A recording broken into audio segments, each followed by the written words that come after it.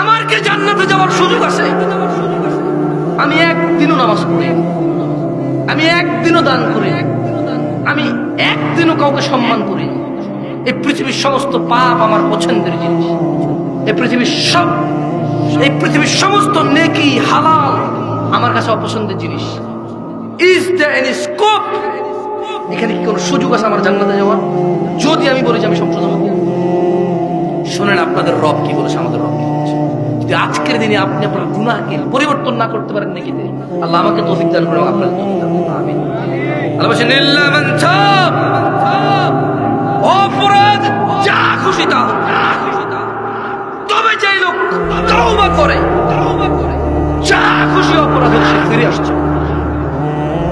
ওয়া আমানা, ঈমান আনছে, ওয়া আমিলা আমালান সালিহা, এবং সৎ কর্ম করছে। ফাউলাইকা ইউবাদদিলুল্লাহু সাইয়্যাতিহিম হাসানাত।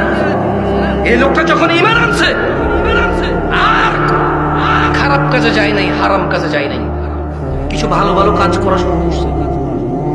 আল্লাহ বলছে তার আগের যে গুনাহ আছে সবগুলোকে ক্ষমা তো করবো, নেকিতে পরিবর্তন করবো।